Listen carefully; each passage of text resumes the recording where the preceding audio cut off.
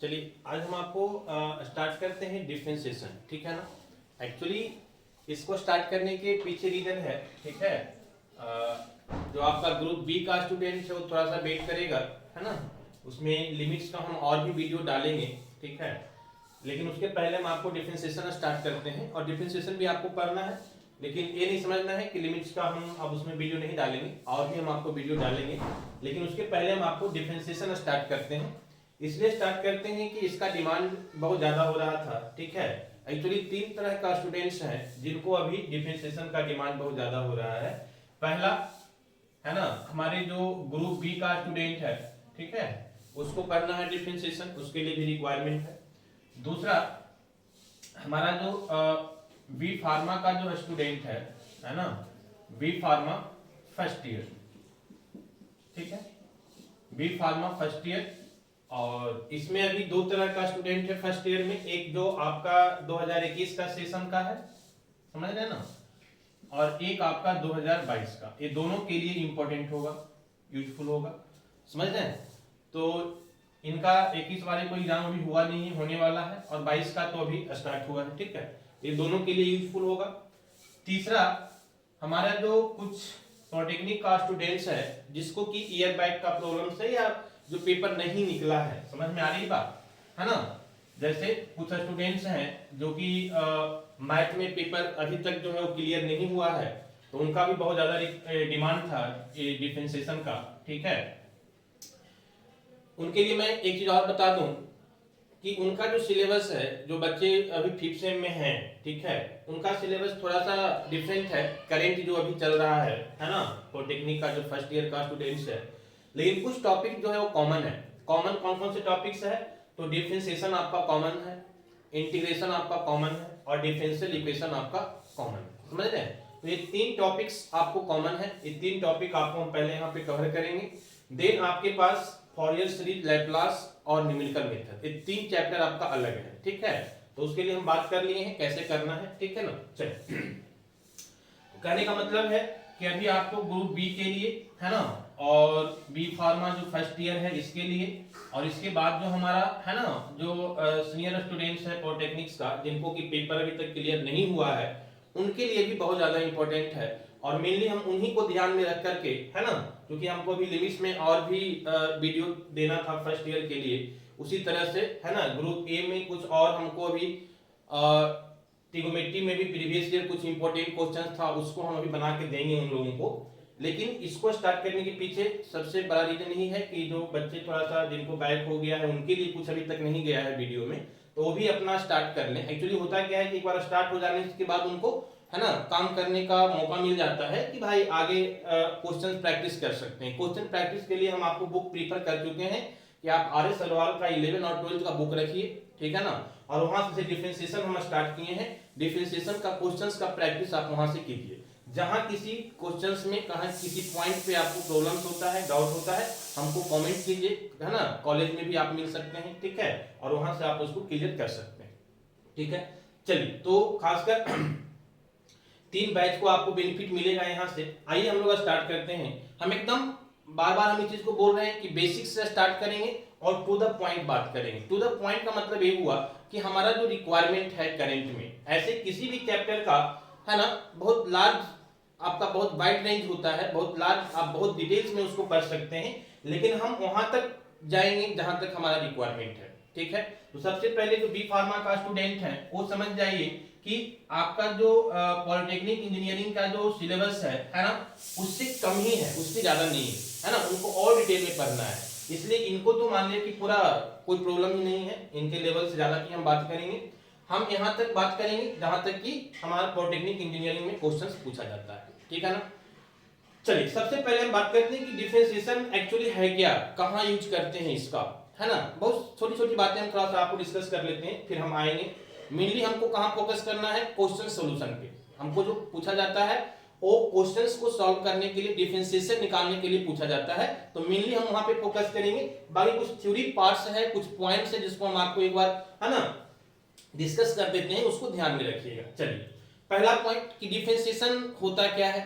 तो आप एक ही ध्यान में रखिएगा कि हमारे पास जो फंक्शन होता है उसमें हमारे पास दो तरह का वेरिएबल होता है। जैसे मान लिया जाए कि हम लिख रहे हैं कि y इज इक्वल टू, ठीक है, 2x square plus 3x minus 4, ठीक है ना। तो ये हमारा क्या है, एक फंक्शन है। इसी को हम लोग दूसरी तरह से भी लिख सकते हैं। कैसे, f of x is equal to 2x square plus 3x minus 4। मेरा कहने का मतलब हुआ कि फंक्शन को रिप्रेजेंट करने का दो तरीका है। आ तो हम इस तरह से लिख सकते हैं, आ तो हम इस तरह से लिख सकते हैं। आपको कंफ्यूज नहीं करना है, दोनों का मतलब क्या है, सेम। क्लियर है पहला पॉइंट, ठीक है। दूसरा पॉइंट कि हम डिफरेंशिएशन में क्या करते हैं। तो हमारे पास यहाँ पे दो वेरिएबल होता है, समझ रहे हैं ना। एक को हम लोग बोलते हैं, जैसे हमारा y है, हमारा y जो है this is called dependent variable. ये हमारा क्या है, डिपेंडेंट वेरिएबल है। इसको हम लोग बोलते हैं डिपेंडेंट वेरिएबल। हम बताएंगे कि हम क्यों बोलते हैं इसको डिपेंडेंट वेरिएबल, समझ में आ रही बात। और यहाँ पे जो हमारा x है, समझ रहे हैं ना, जो हमारा x है, x हमारा क्या है, दिस इज इंडिपेंडेंट वेरिएबल, है ना, दिस इज इंडिपेंडेंट वेरिएबल, ठीक है।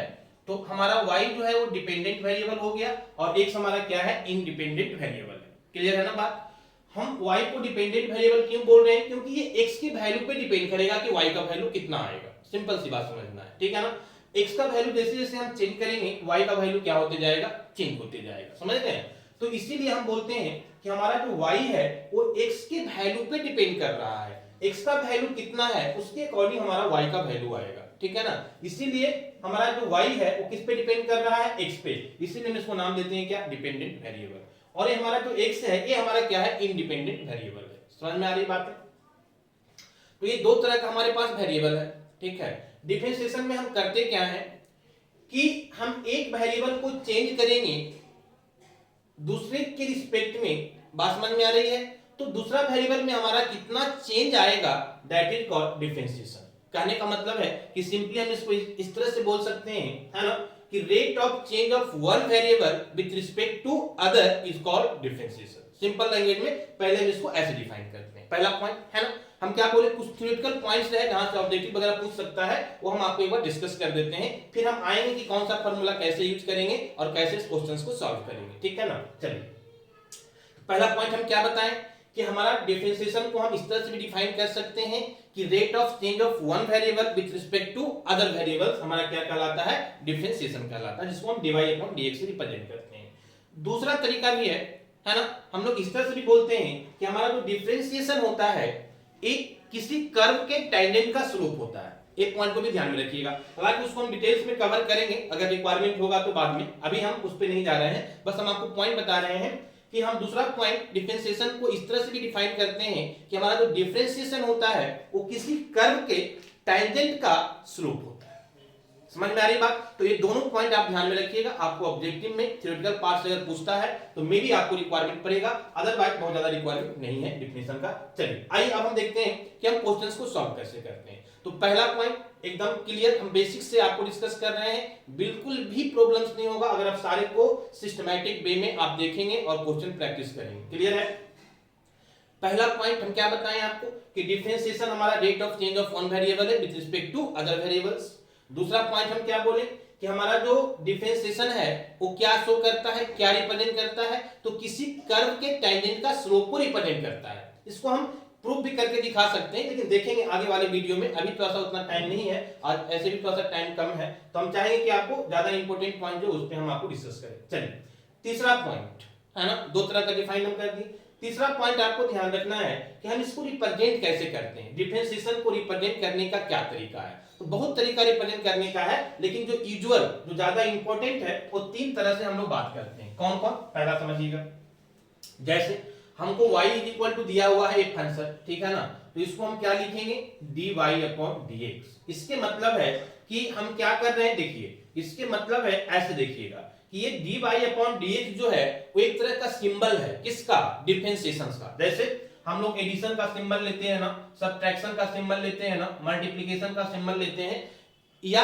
उसको हम लोग ऑपरेटर भी बोलते हैं। समझ में आ रही बात? तो ये हमारा सिंबल है, ऑपरेटर है dy dx, जो हमको क्या बोल रहा है कि x के रिस्पेक्ट में y को क्या करना है, डिफरेंशिएट करना है। पहला पॉइंट हम क्या बताए थे कि हम जब rate of change of one variable with respect to other निकालते हैं हमारा डिफरेंशिएशन कहलाता है, ठीक है ना। तो ये चीज यहां से रिलेट हो पा रहा है। तो कहने का मतलब पहला सिंबल हमारा जो डिफरेंशिएशन का है वो क्या है, dy अपॉन dx से हम इसको रिप्रेजेंट करेंगे। कहने का मतलब क्या हुआ कि अगर आपको बोल दिया जाए कि dy अपॉन dx फाइंड कीजिए, है ना, आप क्या समझेंगे कि जो भी फंक्शन y हमारा दिया हुआ है उसको क्या करना है, डिफरेंशिएट करना है। कैसे करना है हम देखेंगे, उसका फॉर्मूला देखेंगे, मेथड देखेंगे, सारी चीजें। अभी हम बात कर रहे हैं बस सिंपल कि इसको रिप्रेजेंट कैसे करेंगे, ठीक है। दूसरा तरीका है कि देखिए y के जगह पे हम लोग क्या लिखते हैं, f of x, ठीक है ना। तो जहां y है वहां हम f of x भी लिख सकते हैं इस तरह से, d upon dx। क्लियर है ना बात? देखिए हम क्या बोले कि y के फॉर्म में भी रिप्रेजेंट कर सकते हैं, f of x के फॉर्म में भी रिप्रेजेंट कर सकते हैं। वो तो यहाँ भी हम लोग दोनों काम कर सकते हैं, आ तो हम y के फॉर्म में लिखें या f of x के फॉर्म में लिखें, दोनों हमारा रिप्रेजेंट करता है differentiation with respect to x। Clear है? तीसरा है कि हम लोग f डैश ऑफ x से भी इसको रिप्रेजेंट करते हैं। समझ में आ रही बात? This is called f dash of x, ठीक है ना। तो ये f डैश ऑफ x का मतलब भी हम समझते हैं कि हमारा जो फंक्शन दिया गया है, जो भी फंक्शन है f ऑफ x, उसको क्या किया गया है, डिफरेंशिएशन किया गया है। अगर f ऑफ x का value f dash of x का वैल्यू आपको दे दे तो आपको समझना है कि हमारा जो फंक्शन था f ऑफ x उसको डिफरेंशिएट करके जो वैल्यू आ रहा है उसको हम क्या बोलेंगे, f डैश ऑफ x बोलेंगे।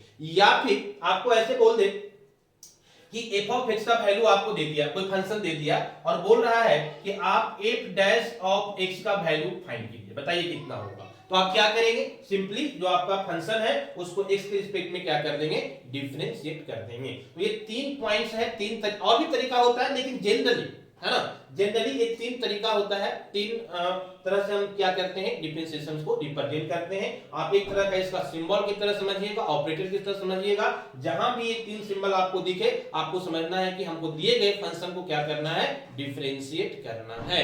तो ये बेसिक पॉइंट आई थिंक आपको समझ में आया होगा। बस हम दो तीन पॉइंट अभी बात किए हैं। पहला कि डिफरेंशिएशन को डिफाइन कैसे करते हैं, तो पहला हम बताएं कि rate of change of one variable with respect to other variable जो होता है हमारा डिफरेंशिएशन कहलाता है। दूसरा हम इसी को डिफाइन करते हैं टेंजेंट के फॉर्म में कि किसी कर्व के टेंजेंट का जो स्लोप होता है वो हमको डिफरेंशिएशन रिप्रेजेंट करता है। तीसरा पॉइंट हम आपको बताएं कि इसको रिप्रेजेंट कैसे करते हैं, तो हम लोग एक सिंबल है रिप्रेजेंट करने का। यहां तक चीजें आपको बेसिक्स है, थ्योरेटिकल है, समझना है कि डिफरेंशिएशन क्या है। अब हम आगे बात करते हैं कि डिफरेंशिएशन करेंगे कैसे।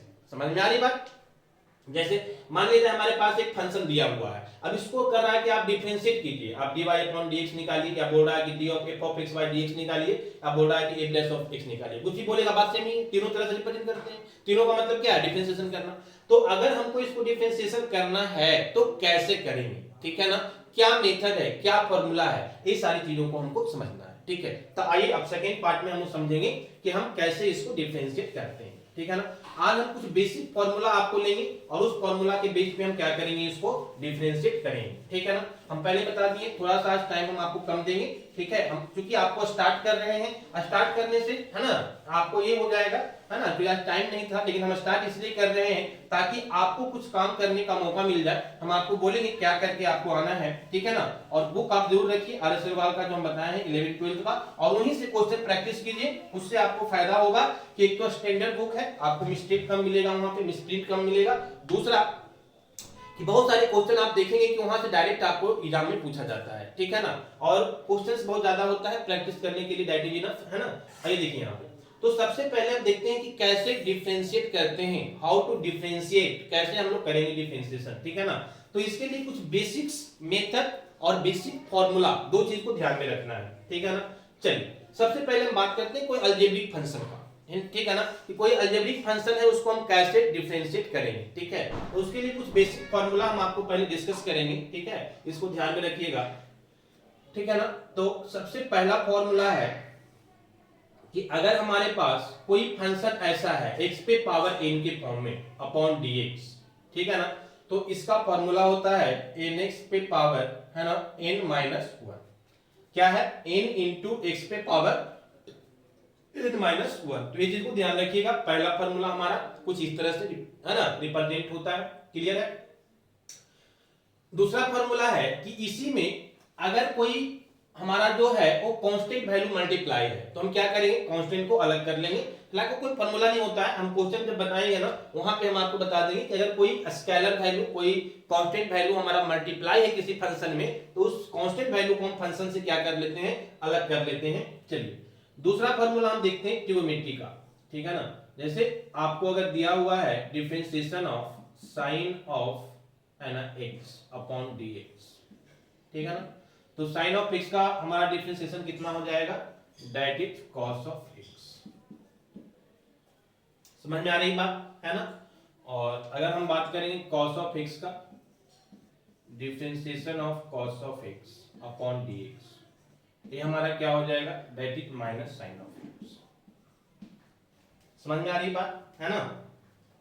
चौथा, अगर हमारे पास tan का है, tan of x upon dx is equal to, ये हमारा कितना हो जाएगा, तो tan ऑफ x का हमारा हो जाता है sec square x, this is sec square x, ठीक है ना। पांचवा है हमारा कि अगर हम sec ऑफ x का निकालें तो differentiation of sec of x, ठीक है। तो जिस तरह से हम क्या बात किए कि tan का हमारा बात करते हैं तो sec स्क्वायर हो जाता है, जब sec का बात करते हैं तो sec इंटू tan हो जाता है, sec x into tan x। Clear है बातें। और भी कुछ बेसिक फार्मूला है, आप cot का भी निकाल सकते हैं, आप cosec का भी निकाल सकते हैं, है ना। आइए वो दोनों भी आपको कर देते हैं। हमारे पास 6 ट्रिग्नोमेट्रिक फंक्शन होता है, ठीक है ना। ये 6 का हम आपको फार्मूला पहले यहाँ पे रिप्रेजेंट कर रहे हैं। 5 हो गया। 6 नंबर में है differentiation of cot x upon dx, ठीक है। देखिएगा यहाँ पे ध्यान दीजिएगा कैसे याद रखना है। tan का हमारा क्या होता है, sec स्क्वायर x, है ना। तो cot का भी इसी फॉर्मेट में आ जाएगा। cot का हमारा क्या बच गया, cosec बच गया, तो cosec स्क्वायर x हो जाता है, ठीक है ना। This is cosec square x। लेकिन ध्यान रखिएगा कि यहाँ जो हमारा साइन है वो निगेटिव हो जाता है, यहाँ साइन क्या है, पॉजिटिव, यहाँ साइन क्या हो जाएगा, नेगेटिव, ठीक है ना। चलिए एक और अगर हम बात करें, आपको cosec बच गया ना, this is cosec of x upon dx, ठीक है। तो sec का जिस तरह है उसी तरह से हमारा cosec का भी होता है, लेकिन साइन नेगेटिव हो जाता है ना। मतलब क्या हुआ कि sec में क्या है, sec इंटू tan, cosec में क्या हो जाएगा, cosec इंटू cot, लेकिन साइन क्या हो जाएगा, नेगेटिव। तो that will be equal to minus cosec of x into cot of x, है ना। तो ये आपका 6 ट्रिग्नोमेट्रिक फंक्शन हो गया। एक हमारा है ना x पे पावर है, जो कि हमारा अलजेब्रिक फंक्शन में यूज होगा फॉर्मूला, अभी हम बताएंगे कैसे यूज होगा, ठीक है ना। एक और फॉर्मूला यहाँ पे ध्यान रखिएगा, दैट इज है ना डिफरेंशिएशन ऑफ e पे पावर x, एक्सपोनेंशियल फंक्शन, है ना। इसको हम लोग क्या बोलते हैं, एक्सपोनेंशियल फंक्शन बोलते हैं। तो that will be equal to कितना हो जाएगा, है ना, e पे पावर x ही हो जाएगा, ठीक है। ये फॉर्मूला है। लेकिन एक चीज और ध्यान रखिएगा कि अगर हमारे पास कुछ ऐसा है ना, e पे पावर 2x अपॉन dx, तो कितना होगा, है ना। तो समझिएगा हम क्या करते हैं, हम e पे पावर 2x नहीं लिखेंगे, लेकिन x का जो कोफिशिएंट है, x का जो पावर है ना, e पे पावर 2x पावर है, तो ये x का जो कोफिशिएंट है, मतलब पावर का जो कोफिशिएंट होगा x के साथ, उसको हम क्या करते हैं, आगे मल्टीप्लाई करते हैं। समझ में आ रही बात। यहां भी वही काम किया गया, समझिएगा, बहुत लोग कंफ्यूज रहते हैं। यहां भी x का कोफिशिएंट कितना है, 1, तो यहां भी 1 से मल्टीप्लाई किया गया है, लेकिन 1 से मल्टीप्लाई करने पे फिर से वैल्यू क्या आएगा, e पे पावर x नहीं आएगा, है ना। इसलिए हम लोग डायरेक्ट क्या लिखते हैं, e पे पावर x लिखते हैं। लेकिन अगर 1 के अलावे कुछ कोफिशिएंट अलग आ गया तो उसका वैल्यू यहां पे लिखना पड़ेगा। समझ में आ रही है ना बात। जैसे e पे पावर 3x होता तो यहां पे हम क्या लिखते हैं, 3 इंटू e पे पावर 3x। एक कंफ्यूजन और बच्चा मिस्टेक करता है जनरली, है ना, क्योंकि हम लोग क्लास ले रहे हैं तो समझ में आता है कि कहां पे स्टूडेंट मिस्टेक करता है। क्या करता है कि यहां से जब 2 को यहां पे मल्टीप्लाई करता है तो यहां से 2 को हटा देता है, दैट इज रॉन्ग, हटाना नहीं है ना। ये 2 भी मल्टीप्लाई में रहेगा, लेकिन जितना इसके साथ मल्टीप्लाई है उसको हम आगे पूरे फंक्शन में भी मल्टीप्लाई करें।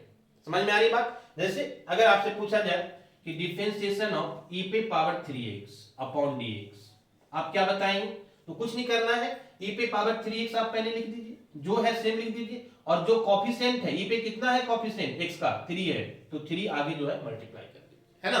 तो इसका हो जाएगा 3 इंटू e पे पावर 3x। तो ये चीज को ध्यान में रखना है, थोड़ा सा मिस्टेक नहीं करना है, ठीक है। चलिए अभी हम लोग इतना ही फॉर्मूला पे पहले बात करेंगे कुछ क्वेश्चंस का, ठीक है, फिर हम और भी फॉर्मूला लिखाएंगे, है ना, और उस पे और भी हम लोग क्वेश्चंस करेंगे वन बाय वन, सारे एक ही बार कर लेंगे, थोड़ा सा है ना हौच-पौच हो जाएगा, कंफ्यूजन हो जाएगा।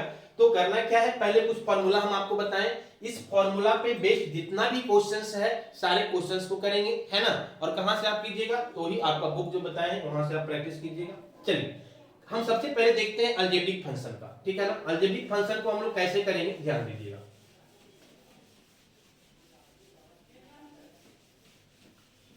सपोज दैट हमारे पास कुछ फंक्शन ऐसा है, ठीक है, y is equal to 2x square plus 3, है ना। एक फॉर्मूला और ऐड कर लीजिएगा जो कि आपको बहुत इंपॉर्टेंट है, ठीक है, कहां पे हम आपको रिप्रेजेंट कर दें, यहां पे कर दें, ठीक है, 9 नंबर में, इसके आगे 9 में लिख लीजिएगा फॉर्मूला d ऑफ कांस्टेंट, है ना, कोई भी कांस्टेंट का वैल्यू का अगर हमको डिफरेंशिएशन करना है किसी के भी रिस्पेक्ट में, तो that is equal to 0 always, है ना, हमेशा कांस्टेंट वैल्यू का डिफरेंशिएशन कितना होता है, 0 होता है, इस चीज को भी ध्यान में रखना है, ठीक है ना। जैसे आइए एक क्वेश्चन हम लेते हैं यहाँ पे, मान लिया जाए हम क्वेश्चंस कुछ इस तरह ले रहे हैं कि y is equal to 2x square plus 3x plus 4, इसको क्या करना है, डिफरेंशिएट करना है, कैसे करेंगे, है ना। तो डिफरेंशिएट करने का मतलब क्या है, क्या सिंबल बताए थे कि dy अपॉन dx निकालना है, यही ना, समझ में आ रही बात। चलिए तो एक dy अपॉन dx हमको निकालना है, y के जगह पे कौन सा वैल्यू है, दिस वैल्यू, है ना, तो d ऑफ y के जगह पे हम पूरा लिख देंगे 2x square plus 3x plus 4, समझ में आ रही बात, और नीचे किसके रिस्पेक्ट में करना है, x के रिस्पेक्ट में, तो dx हो गया, क्लियर है। चलिए अब हम क्या करेंगे, देखिएगा यहाँ पे समझिएगा थोड़ा सा, पहला क्वेश्चन है इसलिए क्या क्या करना है थोड़ा सा समझ में आना चाहिए, ठीक है। ये तो हमारा वही रहेगा क्योंकि dy अपॉन dx हमारा डिफरेंशिएशन रिप्रेजेंट करता है। अब जितना भी टर्म है प्लस वाले को सबको हम अलग अलग कर लेंगे, समझ में आ रही बात। अलग अलग करने का मतलब क्या हुआ, हम इसको ऐसे लिख लेंगे, d ऑफ 2x स्क्वायर को अलग कर लेंगे, फिर प्लस है तो प्लस d ऑफ 3x को अलग कर लेंगे, फिर d ऑफ कांस्टेंट को, एक और क्या है कांस्टेंट वैल्यू है, इसको अलग कर लेंगे, समझ में आ रही है ना बात। चलिए अब इसका आगे क्या करना है, तो कुछ नहीं फॉर्मूला पे पुट कर दीजिए। हमारा फॉर्मूला क्या बोल रहा है, x पे पावर n का, देखिए वहां पे पहला फॉर्मूला है ना, फॉर्मूला नंबर फर्स्ट जो है वो बोल रहा है कि x पे पावर n अगर कोई फंक्शन है तो उसको हम कैसे डिफरेंशिएट करेंगे, ये चीज यहाँ पे आपको बताया गया। फॉर्मूला नंबर 1 में क्या बोल रहा है कि n इंटू x पे पावर n माइनस 1, देखिए ये भी सेम ही चीज है, बस यहाँ 2 कांस्टेंट आ गया है, तो जब भी कांस्टेंट वैल्यू आएगा ना तो उसको हम लोग अलग कर लेंगे, बाहर कर लेंगे, सेपरेट आउट कर लेंगे, है ना। तो इसको 2 को अलग कर लीजिए, 2 अलग हो गया, समझ रहे हैं ना। और ये जो x स्क्वायर है ना, इसको ऐसे लिख सकते हैं d of x square upon क्या, dx, ठीक है ना। सिमिलरली यहां से क्या अलग हो जाएगा, 3 कांस्टेंट है, 3 को अलग कर लीजिए, 3 इंटू यहां क्या बच गया, x बच गया, तो dx अपॉन कितना, dx प्लस कांस्टेंट का डिफरेंशिएशन अभी बताए हैं कि कोई भी कांस्टेंट का वैल्यू का डिफरेंशिएशन किसी के रिस्पेक्ट में करना है तो क्या आएगा, 0, इसको हम डायरेक्ट 0 लिखते हैं, क्लियर है बात। चलिए अब क्या करना है समझिएगा मेरी बात को, देखिए x पे पावर n के फॉर्म में आ रहा है कि नहीं, यहां भी x है और यहां क्या है, n है, तो यहां x है यहां n है, तो x पे पावर n के फॉर्म में, n की जगह पे कितना है, 2 है, तो फॉर्मूला क्या बोलता है कि n x पे पावर n माइनस 1, तो n की जगह पे 2 है तो हम 2 लिख देंगे। ध्यान रहे कि एक 2 हमारा पहले से भी है, समझ में आ रही बात, और एक हमारा 2 एक और आएगा, क्यों आएगा एक 2, क्योंकि हमारा यहाँ पे n का वैल्यू 2 है, फार्मूला क्या बोलता है n इंटू x पे पावर n माइनस 1, तो n हो गया, और x लिखना है तो x लिखेंगे, पे पावर n माइनस 1, तो 2 है n और माइनस 1 कर देंगे, क्लियर है ना बातें। चलिए पहला का डिफरेंशिएशन हो गया, पहला का डिफरेंशिएशन होगा, फिर प्लस है तो प्लस, यहाँ हमारा 3 पहले से कांस्टेंट है, और ये dx by dx ये कितना हो जाएगा, ये तो सिंपल है 1 हो जाएगा, dx by dx 1 हो जाएगा, तो ये हमारा 1 हो जाएगा, प्लस 0 है तो 0 को लिखना ही नहीं है, अब तो 0 को प्लस माइनस करेंगे कोई फर्क नहीं पड़ेगा। चलिए तो ये हमारा कितना हो जाएगा, 2 इंटू 2 पे पावर x तो माइनस 1 हो जाएगा, तो 1 लिखेंगे, और 1 पावर हम लोग लिखते नहीं है, है ना, 1 को लिखने की रिक्वायरमेंट नहीं होती है, कुछ भी पावर नहीं है मतलब 1 है, ठीक है ना। तो 2 इंटू 2x हो गया, ठीक है ना, 2 इंटू 2x और प्लस कितना 3 इंटू 1 3, तो 2 into 2 4x, this is 4x plus 3। तो कहने का मतलब है कि dy अपॉन dx जो हमको निकालना था, dy अपॉन dx, इसका वैल्यू कितना आ गया, this is 4x plus, this is the answer, है ना। तो इसी को हम लोग क्या बोलते हैं, डिफरेंशिएशन बोलते हैं। आपको समझ में आ रहा होगा कि हम कैसे करेंगे इसको, क्लियर है ना। अब एक चीज हम और बताते हैं कि हम इतना आपको डिटेल्स में इसलिए बताएं कि फॉर्मूला कैसे यूज होता है आपको समझ में आना चाहिए। अदरवाइज मुझे करना होता तो हम एक ही लाइन में डिफरेंशिएशन कर देते। कैसे करते हम वो भी बताते हैं आपको शॉर्ट में। देखिए हमारे पास क्या था, y is equal to 2x square plus 3x plus 4, यही था ना हमारे पास क्वेश्चन। समझ में आ रही है, क्या करते हैं समझिएगा, dy अपॉन dx निकालना था हमको, है ना।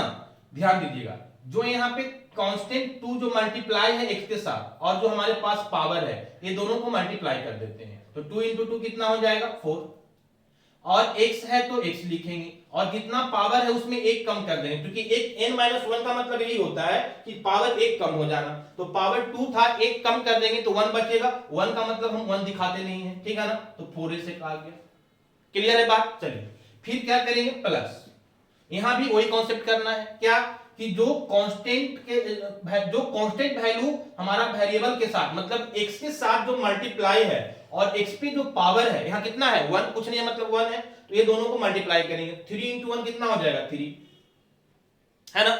और x पे पावर क्या करेंगे n-1, तो x पे पावर कितना है n 1, तो 1 माइनस 1 करेंगे कितना हो जाएगा 0, और एक कांस्टेंट का क्या हो जाएगा 0। और किसी भी वैल्यू पे पावर 0 का वैल्यू 1 होता है, किसी भी फंक्शन पे अगर पावर 0 हो जाए उसका वैल्यू कितना हो जाता है 1। तो ये हमारा कितना हो गया, dy upon dx is equal to 4x हो गया, और प्लस, है ना, क्या बोले कि किसी भी फंक्शन पे अगर पावर 0 हो जाए तो वैल्यू 1 हो जाता है। तो 3 इंटू 1 हमारा कितना हो जाएगा 3, बस यही तो आंसर। देखिए इतना लंबा जो हम किए वो कितना 2 लाइन में आ गया, समझ में आ रही बात। लेकिन एक करने का मतलब ये था कि फॉर्मूला को हम कैसे इंप्लीमेंट करते हैं, कैसे कांस्टेंट को बाहर करते हैं, ये सारा चीज आपको समझ में आना चाहिए। अदरवाइज हम लोग, है ना, आगे जाके क्या करेंगे, इतना लंबा नहीं करेंगे, शॉर्ट में कर लेंगे। फिर से बताते हैं क्या करना है, कांस्टेंट और पावर को मल्टीप्लाई करना है। तो जो भी x का कोएफिशिएंट होगा, तो 2 है तो 2 पावर भी 2 है, 2 इंटू 2 4 हो गया, है ना। इंटू x होता है ना फॉर्मूला में, तो x लिखेंगे।